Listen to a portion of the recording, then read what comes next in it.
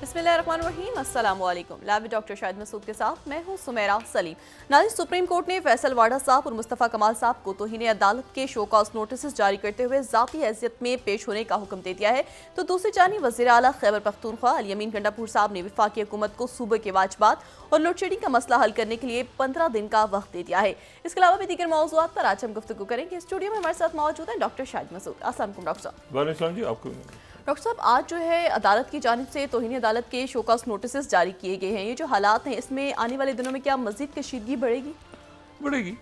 जाहिर है कि ये 7 से 8, 8 से 8 एक दिन की खबर है और फिर उसके बाद कल कोई और इशू डिस्कस हो रहा होगा। तो मैं इसको मजमूई तौर पे तो हम एक बार डिस्कस कर चुके हैं कि ये सिस्टम कोलैप्स हो रहा है और तेज़ी के साथ हो रहा है। कोलैप्स, टोटल कोलैप्स हो रहा है और ये बस जा रहा है।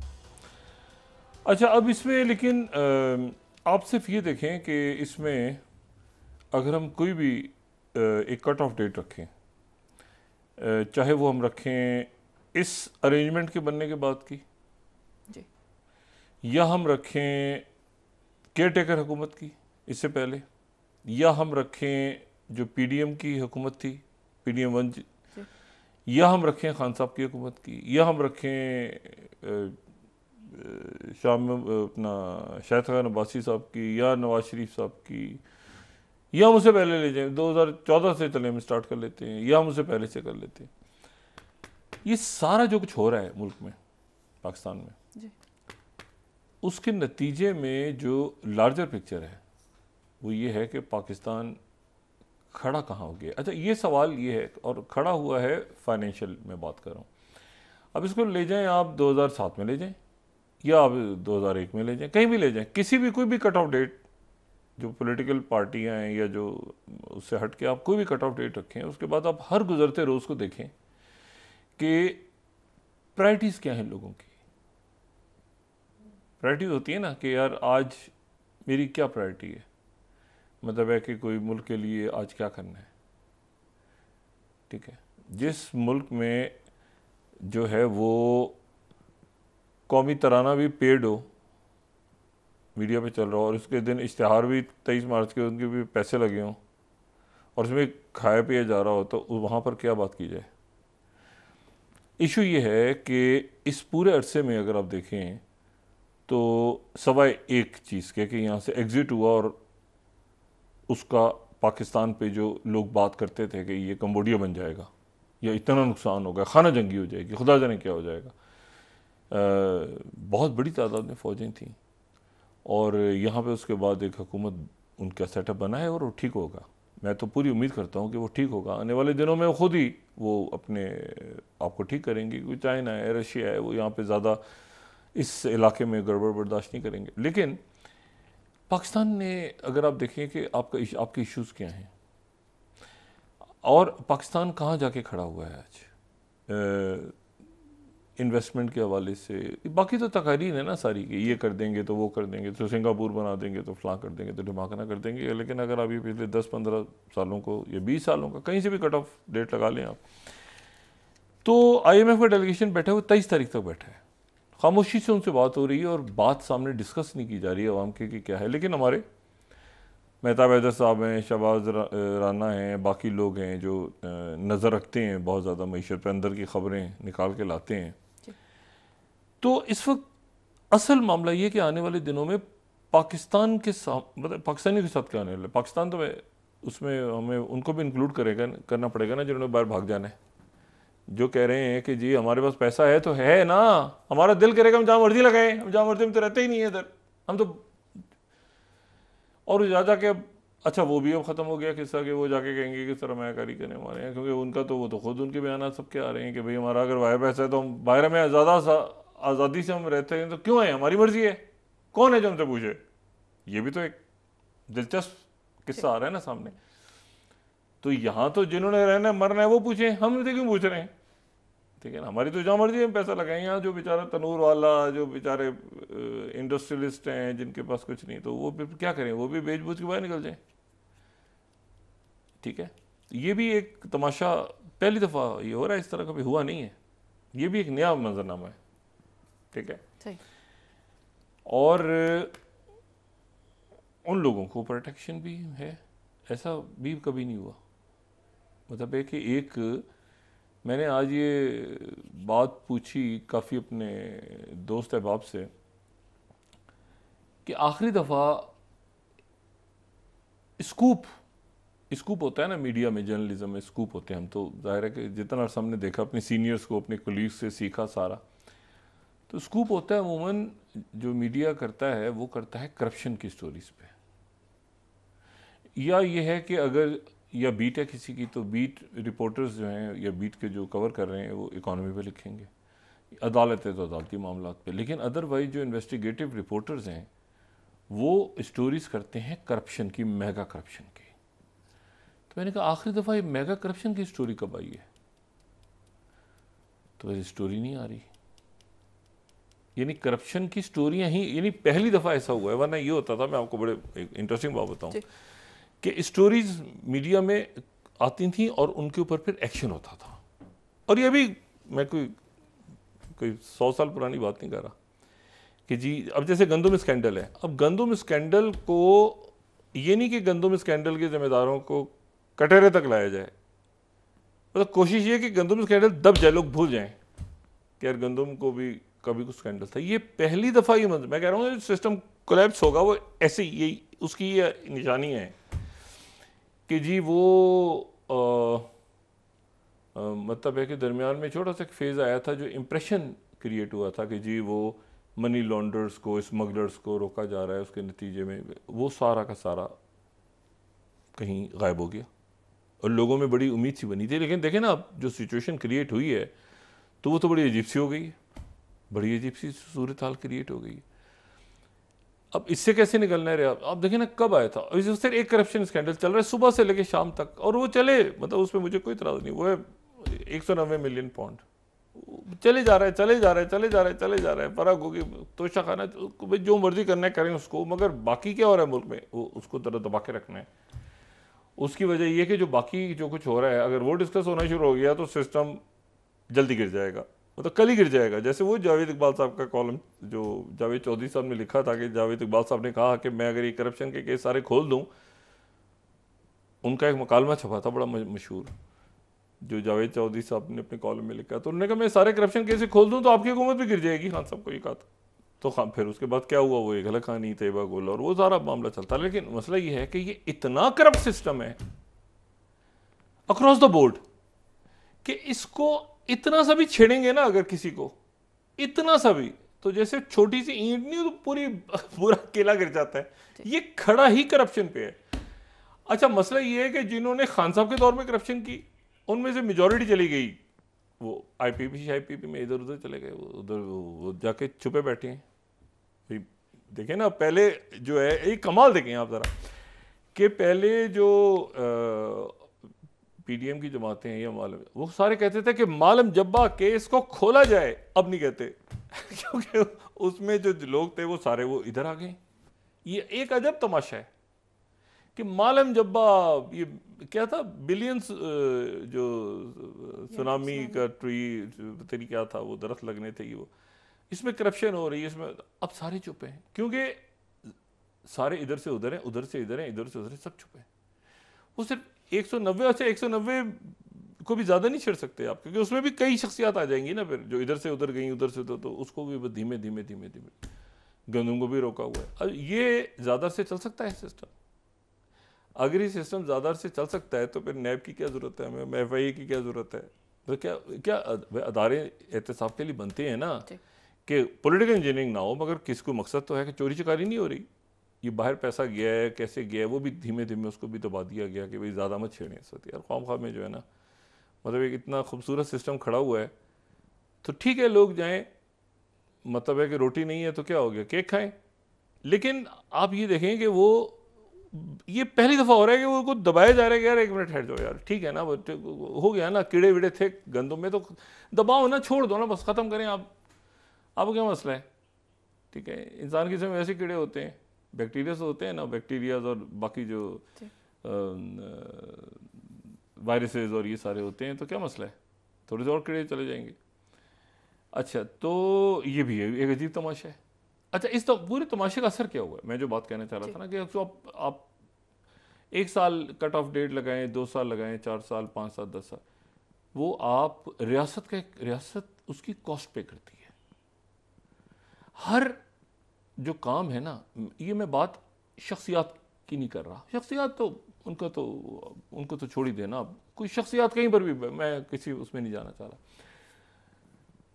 रियासत कॉस्ट पे करती है, मुल्क उसकी जो कीमत है वो, अगर आप चले जाएं, मैंने कहा ना आप 2014 से उठा लें, 2010 से उठा लें, 12 से उठा लें, मुशर्रफ साहब के दौर से, रियासत ने क्या कॉस्ट पे की, कुर्बानियाँ, जाने, ये शहादतें, इसको तो छोड़ दें आप, लेकिन आप मईशत पे कहाँ खड़े हुए हैं जाके इस वक्त। असल बात तो मईशत है ना,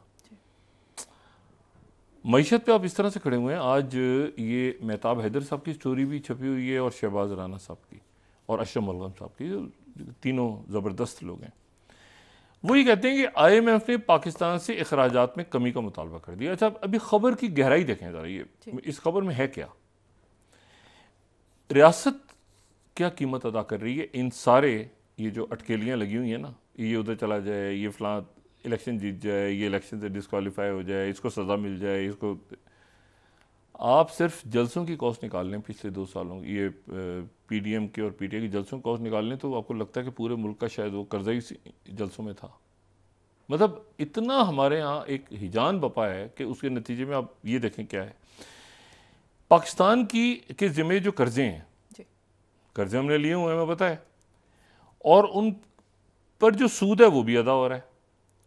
लेकिन मसला भी क्या हो गया है कि जो हम सूद अदा कर रहे हैं, कर्जा वापस नहीं कर रहे, कर्जे पे जो सूद अदा कर रहे हैं, देखिए ना, एक हमारी कमाई है, एक रियासत पैसे कमा रही है, ठीक है ना, चाहे वो कोई इंडस्ट्रीज हैं, ये हैं, वो है, एक आपकी और उसमें से फिर आप एक्सपोर्ट बाहर भेज रहे हैं चीज़ें, आपके ताजिर, सनतकार जो भी कुछ कर सकते हैं यहाँ से, वो कर रहे हैं काम अपना, वो आपकी आमदनी हो रही है। बाहर से लोग पैसा भेज रहे हैं तो ये आमदनी हो रही है, टैक्स आप लगा रहे हैं, ये आमदनी हो रही है, फिर और टैक्स लगा रहे हैं, फिर आमदनी हो रही है, फिर और टैक्स लगा रहे हैं, फिर आमदनी हो रही है, फिर आप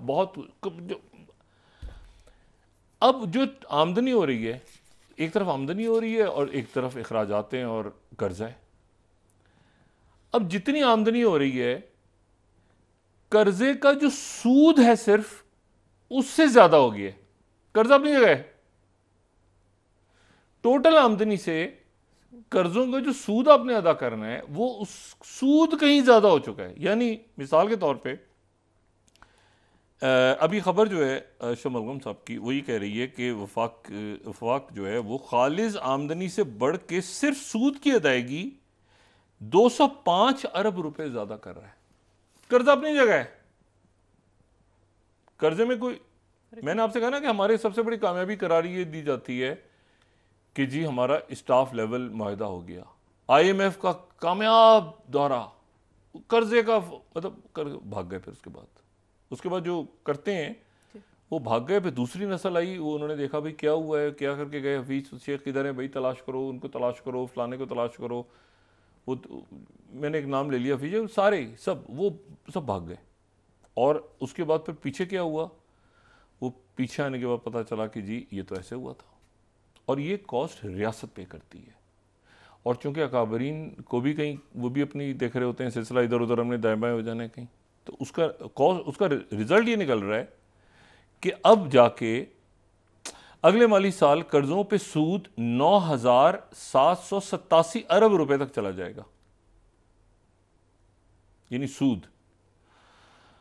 अच्छा, इसमें जो है, और यानी सूद पे 1,068 अरब अजाफी अखराजात होंगे। सूद की बात हो रही है, अब हम कर्जों की बात नहीं हो रही। अच्छा, अब हम जा रहे हैं लॉन्ग टर्म इनके साथ मुआहदा करने, IMF के साथ। वो पूरी सलाह रही है, टॉप सीक्रेट, डिस्कस नहीं होना चाहिए, पब्लिक को पता ना चले क्या हो रहा है, क्या नहीं हो रहा, क्या नहीं हो रहा। वो 23 तारीख तक यहाँ से जाएंगे, और जी देखें, ये तो मुल्क के खिलाफ बात हो जाएगी ना, ये तो मुल्क के खिलाफ बात होगी। अगर आपने पूछा कि कर्जों कैसे आप चाहते हैं मुल्क खत्म, ये भी तो किस्सा चलता है ना यहाँ पे। मतलब मैं पूछूं अगर मिसाल के तौर पे कि भाईजान ये जो आप बैठे हैं क्यू ब्लॉक में, तो ये तो पाकिस्तानियों ने कर्जा वापस करना है ना, आप जरा हमें बताएंगे कि कर्जा किन शर्तों पे ले रहे हैं, तो आगे से क्या जवाब आएगा? आप गद्दाराने वतन हैं, आप चाहते हैं कि पाकिस्तान श्रीलंका डिफॉल्ट, कहेंगे भाई पीछे हो जाओ यार, आपने तो इतना पूछा है कि भाईजान ये कर्जे किन शराइत पे ले रहे हैं आप, टॉप सीक्रेट। फिर ये निकल जाएंगे, फिर दूसरे आएंगे, वो एक एटीट्यूड होगा। आप चाहते हैं कि मुल्क कर्जा ना, मुल्क दिवालिया हो जाए।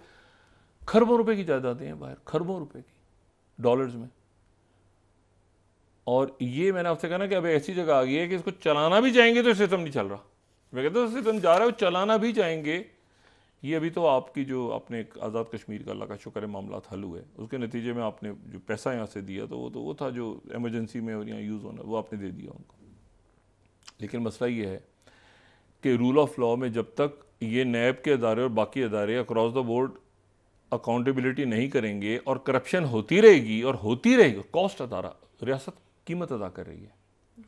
देखें कीमत अदा होती है ना, केसेस माफ, एमनेस्टी स्कीम्स, अच्छा वो नाराज़ हो गए, एमनेस्टी स्कीम्स आ गई, एक आ गई, दूसरी आ गई, चोरी का पैसा वापस ले आओ, वापस साफ़ कर दो, यहाँ आके इन्वेस्ट करो, वो साफ़ कर देते हैं, वो सफाई नाम गायब हो जाता है, फिर वो बाहर ले, उसके नतीजे में मुल्क आपके यहाँ खड़ा हो गया जाके, ठीक है। और उसमें जो है वो आप किसी एक को, मतलब है कि दीवारों से आप टक्कर मारें जाके, कि बात कहेंगे भाई सिमें बंद कर दो, यूं कर दो, रोटी इतने होगी, फलां होगी। ये तनूरों पे रोटियां खाने वाली ये जो बैठे हैं हमारे अशराफी, तनूरों से रोटियां खरीदती है, इनको बड़ी तकलीफ़ है कि तनूरों पे मतलब आप ज़रा अंदाज़ा लगाएं। अच्छा, अब मामला ये है कि शहबाज शरीफ साहब जा रहे हैं चाइना, और चाइना वो क्या बात करने जा रहे हैं, फिर वही स्टोरी आज जो मेन जंग की और एक्सप्रेस की भी यही स्टोरी है, वो ये कि चाइना जा रहे हैं और चाइना जो है वो उन्होंने 15 अरब डॉलर्स का कर्जा देना है चाइना को, और पाकिस्तान चाहता है कि उसको 5 साल की मुद्दत बढ़ा दी जाए। ये आपने कमर्शियल लोन उठाए हुए हैं उनसे या IPPs के उठाए हुए हैं, खुदा जाने क्या। आम आदमी को तो पता ही नहीं ना कि आपने क्या, ये तो गोल मोल, आम आदमी को क्या पता कि क्या आप उठाते जा रहे हैं कर्जे। तो कामयाब हो गए और एक एक सफ़े के इश्तिहारात छप रहे हैं करोड़ों रुपए के, और टीवी पे चल रहे हैं, और ये वो तो छोड़ दें आप, अल्ले तल्ले ख़त्म हों तो आगे कुछ हो ना। वो तो होता है कि मेरा ये टाइम है, बस में खाओ कमाओ और निकल जाओ यार आगे, बस ख़त्म, ये मेरा ये पीरियड ऐसे, बस बाकी पीछे देखा जाएगा। अच्छा, अब उसमें ये है कि जो स्टोरी है मेहताब हैदर साहब की, वो ये है कि तवील मुज़ाकरात की ज़रूरत पड़ेगी अगर चाइना से बात करेंगे जाके शहबाज शरीफ साहब। और लेकिन इसमें यह है कि अगर हम उनसे वो तौसीक़ कर देते हैं इसमें, तो कर्जा जो है वो 377 अरब रुपए और बढ़ जाएगा। यानी वो कहते हैं कि आपसे ठीक है अभी 15 अरब डॉलर हम नहीं ले रहे, अभी नहीं लेते, आपसे हम 5 साल बाद लेते हैं, तो सूद बढ़ जाएगा कितना, 377 अरब रुपया कौन देगा, यहाँ के लोग।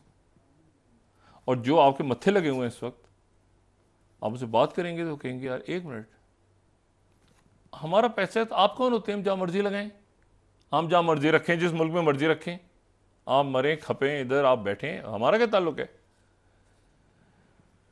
तो इशू ये सारा कि ये एक ऐसी जगह पे मामला जा चुके हैं कि अब आगे चल नहीं पा रहे। मैं अभी उस किस्से में, मैं उसकी स्टोरी की देखें ना, MBS ने पाकिस्तान आना था, बाकी लोगों ने आना था, लेकिन ये कि अभी, अच्छा शहबाज शरीफ साहब खुद भी ये बात कहते हैं कि मुझे जाके ये बात करना कहते हुए अच्छा नहीं लगता।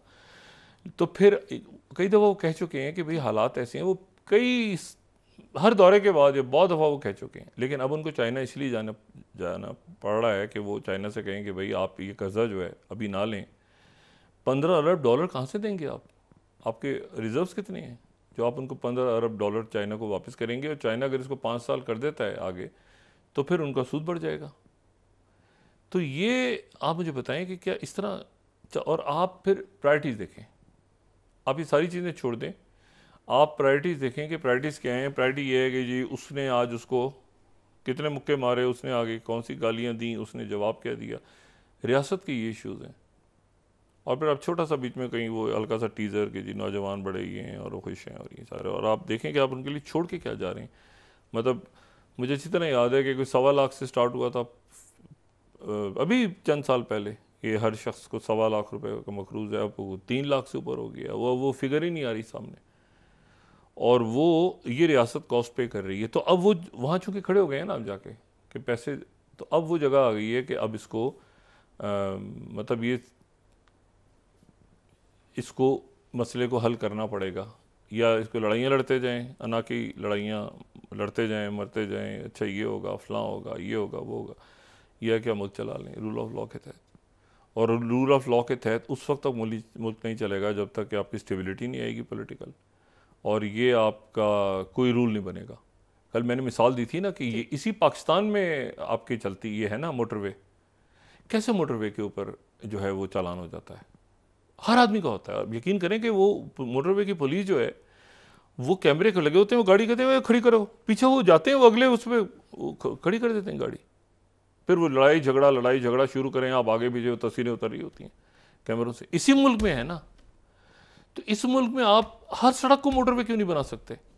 इस मुल्क की हर सड़क को मोटरवे बना दें, आप वही कवानीन नाफिज करें, कर सकते हैं आप, लेकिन आप करना ही नहीं चाहते। यानी यहाँ से जाहिर होता है कि आपके अंदर ऐसी सलाहियत है, ऐसे पुलिस ऑफिसर्स हैं, ऐसे लोग हैं जो काम करने को तैयार हैं, लेकिन आप करना ही नहीं चाहते। आप फिर कॉम्प्रोमाइज़ करते हैं पॉलिटिकल, फिर पॉलिटिकल कॉम्प्रोमाइज़, फिर ये ब्यूरोक्रेसी, अच्छा मेरे पसंद का सेक्रेटरी, मेरे पसंद का आईजी। अभी देखें ना फटा चल रहा था, आईजी कौन होगा, ये कौन होगा, वो कौन होगा, पोलिटिसाइज़ किए हुए मामले को। लेकिन अब फंस गए हैं सारे, अब फंसे हुए हैं। और ये अब आप देखें आने वाले दिनों में अल्लाह खैर करे, ये हालात, बिजली के बिल बढ़ने जा रहे हैं। आप यकीन करें, मैं इसमें बिल्कुल मुबालगे से बात नहीं कर रहा, और मेरा नहीं ख्याल कि मैं जो लोग सुन रहे होंगे, लोगों ने अपना सामान बेच के, सामान अपना जो सेविंग्स थी उसको बेच के अब लोग अपने बिजली के और गैस के बिल जो सफ़ेद पोश लोग हैं या वो कर रहे हैं, या ये है कि उन्होंने अपने बच्चों को या बाकी लोगों से कह दिया कि जो करो, जराइम करो बेटा, जो मर्जी इलीगल करो, रिश्वत पकड़ो, जो मर्जी करो, घर चलना चाहिए। अब मसला ये है, और बिजली और गैस का नौकरी तो छोड़ दें आप, बिल नहीं दिए जा रहे लोगों से, ठीक है, और अब ये मजीद बिल बढ़ने जा रहे हैं।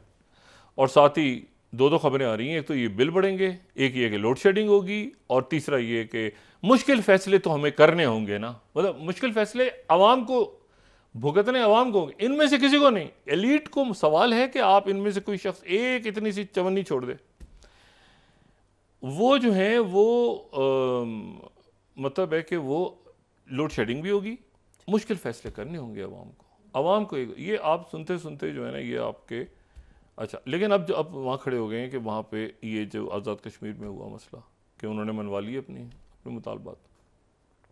अब मुझे बताएं कि इस साल बहुत ज़्यादा गर्मी पड़ेगी, और उसमें आपके सिक्योरिटी के भी कांस्टेंट नहीं होता, किसी पर ज़रूरत पड़ जाती है आपको सिक्योरिटी में, कोई क्राइसिस आ जाता है, अल्लाह ताला रहम करे, लेकिन कोई क्राइसिस, पिछले साल सैलाब आ गया था, आपको हमेशा एक पैसा चाहिए होता है ना जो हंगामी हालात के लिए। तो ये इस वक्त जो है एनडीए में जो है, उनसे एक दफ़ा मेरी कोई 3-4 साल 5 साल पहले मेरी बात हुई, तो एनडीए में के उस वक्त जो सरबराह थे उन्होंने हैरान कर दिया। मैंने कहा जी आपके पास एनडीए में पूरे मुल्क आप देख रहे हैं तो कितना आपके पास, तो उन्होंने जो फिगर्स बताई तो मैं हैरान हो गया। मैंने कहा इतनी, बल्कि उन्होंने मुझे बुलाया इसीलिए ताकि डॉक्टर साहब आप ज़रा इसको टीवी पे छेड़ें कि कोई सैलाब आ जाए, कोई जल्जला आ जाए, तो हमारे पास तो रिसोर्सेज नहीं है। तो मैं तो हैरान हुआ। फिर मैंने बात उस दिन की आके, तो उसका कुछ थोड़ा बहुत असर हुआ। फिर दोबारा दूसरे 2-3 दिन तक मैं बात करता गया उन्हीं के कहने पे कि यार डॉक्टर साहब इसको छेड़ें, हमारे पास तो रिसोर्सेज ही नहीं है, हंगामी हालात, कोई जल्जला आ जाए, कोई आग लग जाती है किसी जगह, खुदा न खास्ता कोई मसाइल खड़े हो जाते हैं। तो इशू ये है कि ये यहाँ जाके मीशत खड़ी हो गई है। इशू क्या है आपका? सिक्योरिटी, मीशत, और आपके जो सोशल अनरेस्ट बढ़ रहा है। किसानों पे अब क्या हम बात करें, क्योंकि हम पड़ोस के किसानों के ऊपर करते रहे बात बहुत ज़्यादा, तो अच्छा लगता है ये बात करना।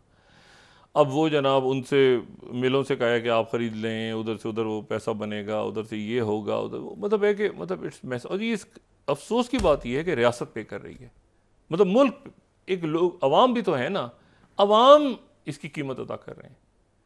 और अवाम को ये अच्छी तरह पता है कि इनमें से अक्सरियत ने ये कहना है आगे जाके कि भाई एक मिनट ठहर जाओ, बता हमारी मर्जी, हम जहाँ मर्जी पैसा लगाएं, हमारा पैसा है।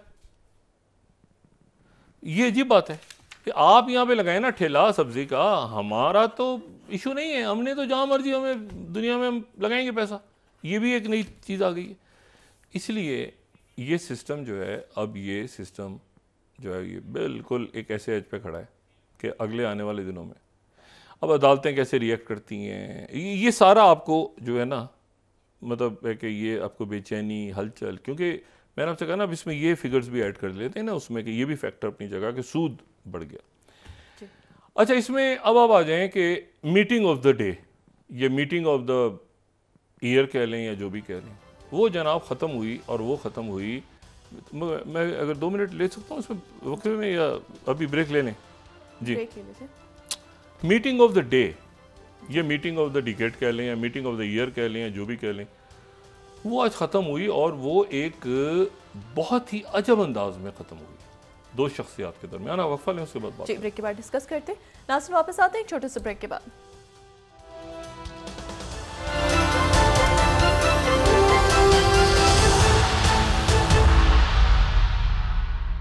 वेलकम बैक नाज़रीन। तो डॉक्टर साहब, आप ये कह रहे थे एक बहुत ही अहम मुलाकात हुई है।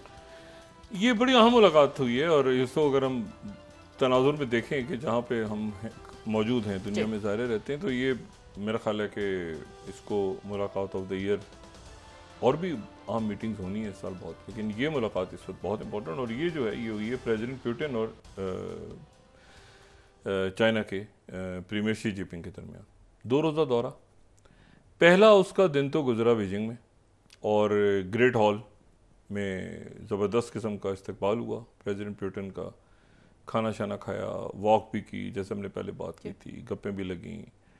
अनयूजुअल है चाइना में कि वो किसी को हग करें, किसी लीडर को, लेकिन प्रीमियर शी जिनपिंग ने हग किया प्रेसिडेंट पुतिन को। बड़ा रेयर है चाइना में इस तरह से जो है क्लोज जो दिखाया जाए रिलेशनशिप। और उसके बाद जो है वो प्रेस से भी बात हुई, एलामिया भी जारी हुआ जो कल हमने बात की थी, और उसके बाद जो इम्पोर्टेंट जो दूसरा दिन है उसका, वो ज़्यादा दुनिया की नज़रें उस दूसरे दिन की एक्टिविटी से ज़्यादा हैं, क्योंकि दूसरे दिन जो है वो प्रीमियर शी जिनपिंग उनके साथ नहीं है, और ये जो है ये हार्बिन के शहर में गए हैं प्रेसिडेंट पुतिन ने। ये जो दिन है ये हार्बिन, अच्छा हार्बिन जो है ये है नॉर्थ ईस्ट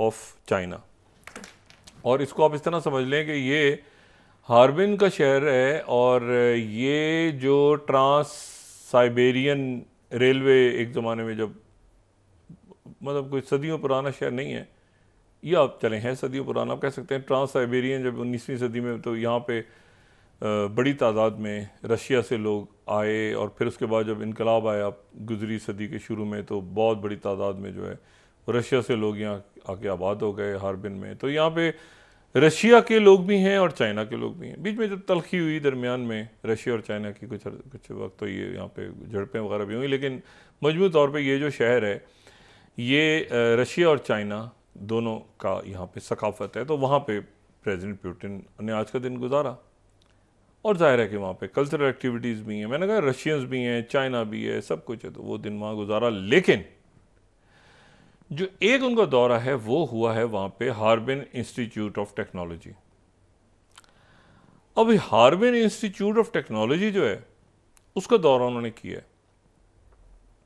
यहाँ पे दुनिया ज़रा खटक गई है, और दुनिया इसलिए खटक गई है कि इसका मतलब है कि रशिया और चाइना के दरमियान मिलिट्री जो टाइज़ हैं वो भी आगे बढ़ रही हैं, क्योंकि ये जो अच्छा, इस शहर को लिटिल मॉस्को भी कहते हैं, हार्बिन को लिटिल मॉस्को भी कहते हैं।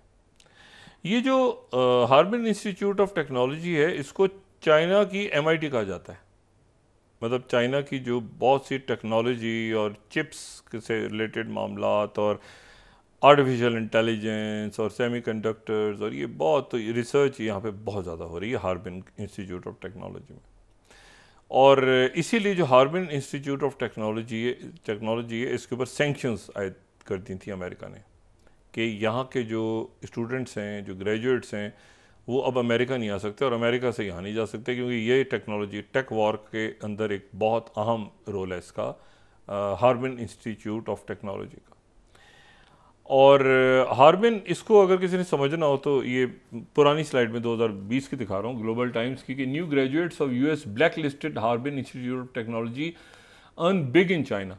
यानी जब इस पर पाबंदी लगाई अमेरिकन ने, तो चाइना ने ऐलान किया कि भाई जो पाबंदी आप लगा रहे हैं ये 2 साल पहले की, 2 या 3 साल पहले की, तो उन्होंने कहा पाबंदी आप लगा रहे हैं हार्वर्ड इंस्टीट्यूट ऑफ टेक्नोलॉजी पे, वो चाइना में रहते हुए ही बहुत कमा रहे हैं, तो उनको आके अमेरिका आने की ज़रूरत नहीं है, क्योंकि अमेरिका ने इसको ब्लैकलिस्ट किया कि ये टेक्नोलॉजी का जो ट्रांसफ़र है उसमें ये यहाँ के जो स्टूडेंट्स हैं और यहाँ के जो लोग हैं वो इन्वॉल्व हैं। तो वो एक बहुत ज़बरदस्त इंस्टीट्यूट है चाइना में, हार्वर्ड इंस्टीट्यूट। वहाँ चले गए जनाब प्रेसिडेंट पुतिन, वहाँ उन्होंने दौरा किया। अच्छा, अब ये जो दौरा है, ये मैंने आपसे कहा ना कि ये टेक्नोलॉजी, जो एडवांस टेक्नोलॉजी में चाइना जो है वो अमेरिका से आगे है। मतलब एक ज़माने में तो ये कंसेप्ट था ना कि अमेरिका से या वेस्ट से कोई चीज़ उठाई और उसी का एक इल्ज़ाम लगता था कि उसकी कॉपी पेस्ट हो गया। नहीं, अब वो अपनी इनोवेशंस में चाइना बहुत आगे है, बहुत आगे अपनी अपनी इनोवेशन में। अब इशू ये है कि वो वहाँ पे दौरा भी किया, और दूसरी जो बात है इसकी वो इम्पोर्टेंट ये है कि यहाँ पर रशिया और चाइना का के कोलैबोरेशन के साथ इंस्टीट्यूट्स कायम है। मतलब यहाँ पर सिर्फ चाइना नहीं है, यहाँ पे रशियन इंस्टीट्यूट्स भी हैं। और अगर मैं यहाँ पे सिर्फ दिखा सकूँ कि ये जो हमारी 7 स्लाइड है कि the Sino Russian joint campus, Sino Russian joint campus of Harbin Institute of Technology founded 2020 में। ये इंस्टीट्यूट में जो है वो रशिया और चाइना का जॉइंट कैंपस कायम हो गया था टेक्नोलॉजी का, ठीक है। ये वही साल है तकरीबन जिसके आगे पीछे बैन कर दिया था अमेरिका ने इनको। अब ये जो है यहाँ का दौरा किया है प्रेसिडेंट पुतिन ने। इसका मतलब ये हो, दुनिया ऐसे इसको इस तरह से ले रही है कि मिलिट्री टाइज और एडवांस टेक्नोलॉजी ट्रांसफ़र, इस सारे मामलात पे मतलब एक कदम आगे चला गया। अभी तक तो ये ना तेल है, ट्रेड हो रही है, एक कॉमन करेंसी वहाँ इस्तेमाल हो रही है, ये सारा। और साथ ही प्रेसिडेंट पुतिन ने कहा कि भाई ये जो खरकेव के ऊपर अटैक हो रहे हैं, ये खरकेव को, ये हमारा प्लान नहीं है। ये जब ये बात कर रहे थे उन्होंने कहा, तो उस वक्त शदीद लड़ाई हो रही थी खरकेव पे, और खरकेव का इलाका बड़ी हद तक जो है वो निकल गया यूक्रेन के हाथ से। वापस कैसे आएगा इसे कोई नहीं जानते, लेकिन ये प्रेसिडेंट पुतिन कह चुके हैं कि ये हम चाइना का पीस प्लान मान लेंगे। ये ज़हन में रखेंगे, चाइना के पीस प्लान में ये बात है कि जो जहाँ पे जो इलाका है वो हो जाएगा। अच्छा, रशिया ने आज प्रेसिडेंट पुतिन ने एक और बात की, उन्होंने कहा हम बफर जोन कायम कर रहे हैं बीच में। बफर जोन यानी कि जो हम आगे बढ़ रहे हैं वो ये इसलिए बढ़ रहे हैं कि ये जो अटैक हो रहा है, और बहुत ज़्यादा खरकेव के ऊपर अटैक है, अब वो ये कह रहे हैं कि भाई हम इसलिए कर रहे हैं कि हम क्लियर हो कि हमारी बाउंड्री कहाँ है और इनकी बाउंड्री कहाँ ख़त्म होती है, बफर जोन कायम हो। मसला ये है कि वो तो इसको अपना हिस्सा कहते हैं, वो यूक्रेन को तो अपना हिस्सा कहते हैं, तो वो तो एक बाउंड्री तो फिर उनकी वही ख़त्म होगी जहाँ पे यूक्रेन का दूसरी हिस्सा ख़त्म होगी, तो वो तो बढ़ते जा रहे हैं आगे। अच्छा, यूक्रेन को बचाने के लिए कोई नहीं आ रहा। यूक्रेन को बचाने के लिए इस वक्त ज़ाहिर है अमेरिका, तो मैंने आपसे पहले भी कहा था, लेम डक पोजिशन में चला गया, 2 बड़ी जंगें छिड़ के, और दोनों से सिमट नहीं। एक जंग है कत्लेआम है, वो कत्लेआम जो है अरब जो है वो लीग का इजलास ख़त्म हुआ, और उसमें अरब लीग के इजलास में उन्होंने कहा कि जी अक़वाम मुत्तहिदा की फ़ौजें उतारी जाएँ, पीस। अच्छा, अब वो मामला चूँकि आगे बढ़ नहीं रहा, मामला आगे बढ़ता तो अरब मुल्कों की फ़ौजें उतरती ना, और इसराइल का इनखला होता। तो अब मुतालबा ये हुआ है कि अक़वाम मुत्तहिदा की फ़ौजें उतारी जाएँ, क्योंकि मसला ये है यहाँ पे कि ये अभी इंतज़ार हो रहा है कि जैक सलिवन आते हैं कि नहीं आते। इसके बाद उन्होंने जैक सलिवन ने, उससे पहले अरब लीग के मुल्कों ने एक मैसेज तो दे दिया कि फ़लस्तीनी रियासत, अच्छा वहाँ रुका भी हुआ है रफ़ा पे ऑपरेशन, ठीक है। वो जो समंदर के रास्ते, जो साइप्रस के रास्ते, वो जो इमदाद के लिए वो जो उनके अमेरिकन आर्मी ने बनाना था, वो उन्होंने बना भी लिया है। वो जो पेयर आता कि जहाँ से इमदाद आए तो गज़ा में इमदाद वहाँ से आना शुरू हो गई साइप्रस से। लेकिन यह है कि वो मामला एक अटका हुआ है, और इसी दौरान मतलब फुल फ्लैज ऑपरेशन हो रहा है ना, वो रुके हुए हैं सारे। क्योंकि ये बात 2-3 रोज़ पहले हमने की थी कि उन्होंने कहा जैक सलिवन के आने से पहले रफ़ा का फुल ऑपरेशन शुरू मत करना। जैक सलिवन अब आते हैं तो क्या पटारे में से निकालते हैं वो। और इसी दौरान जो है वो हूतीज़ ने एक और यहाँ पे कमाल उन्होंने कर दिया है। कमाल क्या किया है, बस अजीब ही एक सिलसिला नज़र आ रहा है। MQ-9 रिपर गिरा दिया उन्होंने। अच्छा, MQ-9 रिपर उन्होंने आज गिरा दिए। अब ये MQ-9 रिपर जो है ये, और उन्होंने उसके गिराने के बाद वो होता है ना कि तरदीद कर दी गई, तो उन्होंने उसका मलबा शलबा दिखाया है। वाशिंगटन पोस्ट उस पर कह रहा है Yemen हुतीज rebels claim shooting down another ये वो ड्रोन H-40 शो रैकेज।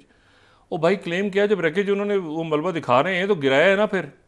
लेकिन अब मसला ये है कि वो गिरा दिया, और वो 30 मिलियन डॉलर का है और लेटेस्ट है।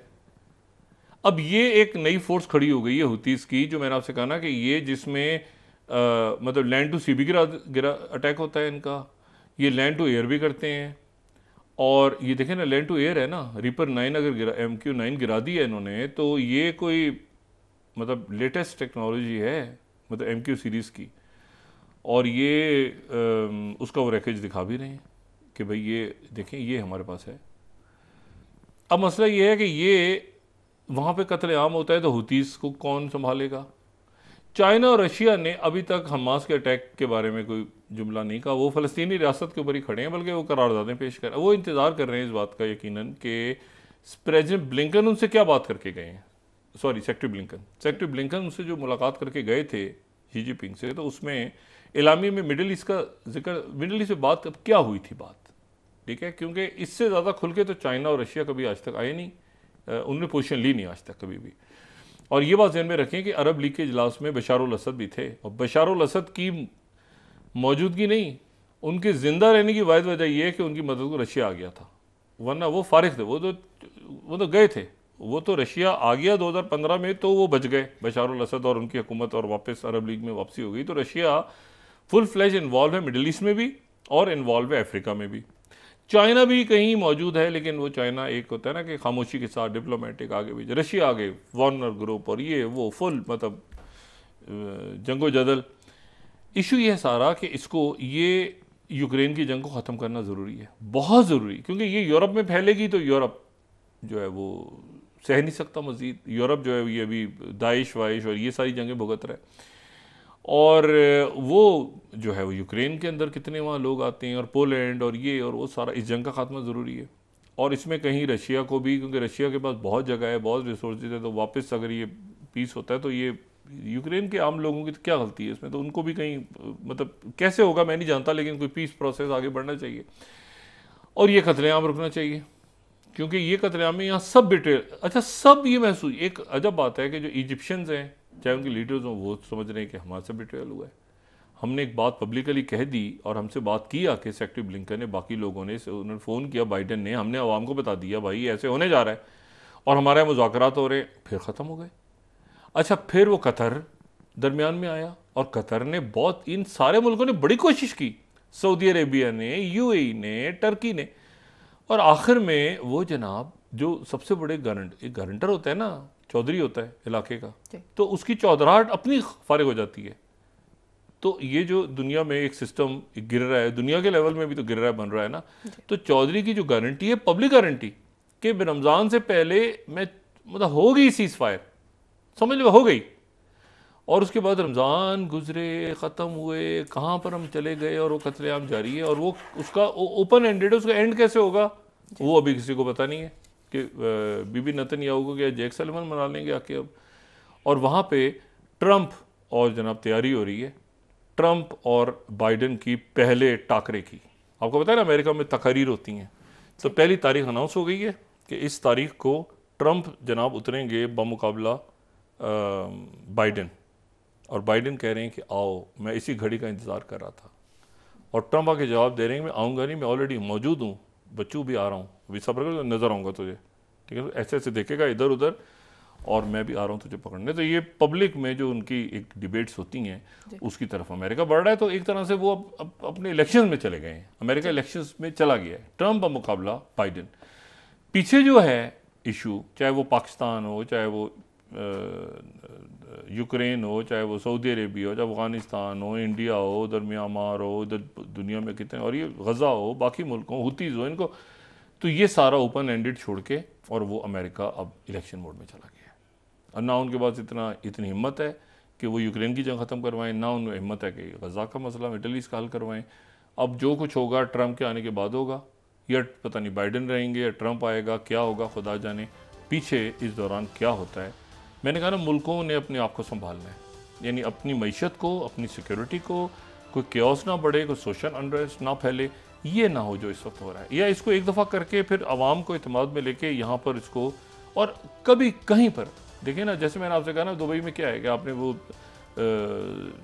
बत्ती आपने तो रेड लाइट, तो आप पे जुर्माना होगा ना, मतलब ये पॉसिबल ही नहीं है कि जी आप गलत लोगों पे कर दें और एक तरफ से आप ये कहें कि जी वो रूल ऑफ लॉ वहाँ पे, तो आपको अकाउंटेबिलिटी करनी पड़ेगी। पॉलिटिकल इंजीनियरिंग साइड पे रख के आपको रूल्स बनाने पड़ेंगे, लोगों में एतमाद बहाल होगा कि भाई देखो हमारे अकाबरीन भी तो इस मुल्क में रहते हैं ना, भाई तैयब अर्दोगन तुर्की में रहते हैं ना, MBS सऊदी अरब में रहते हैं ना, MBZ दुबई अबू धाबी में रहते हैं ना। अचानक उनके पास पता चले कि जी इन ये मतलब मुल्कों के हुक्मरान, अब आप सोचें ना, अचानक पता चले कि प्रेसिडेंट बाइडेन जो हैं वो तो असल में उनके पास चाइना की नेशनलिटी है, तो अजीब लोग कहेंगे या उनकी चाइना में उनके घर बने हुए हैं, मतलब अजीब व गरीब सी बात है ना, ये सिर्फ इधर ही हो सकता है। तो ये कि ये हमें थोड़ा सा देखना चाहिए कि हम कहाँ खड़े हैं, और फिर उसके बाद मैंने कहा नहीं बस ये चंद रोज़ और इंतज़ार करें, उसके बाद आपके सामने अजीब गरीब होते हुए हालात नजर आएंगे। और मेरा ख्याल है, मैं कहना नहीं चाहिए, लेकिन ऐसी सूरत हाल शायद डेवलप होगी जो इससे पहले कभी डेवलप नहीं हुई। जी बहुत शुक्रिया डॉक्टर साहब। नाज़रीन, के साथ ही आज का प्रोग्राम अपने अख्ताम को पहुंचा। मुझे सुमेरा सलीम को इजाज़त दीजिए। अल्लाह निगहबान। जी डॉक्टर साहब, अपने दोस्तों रिश्तेदारों के लोगों का सब ख्याल रखिएगा। अल्लाह हाफ़िज़।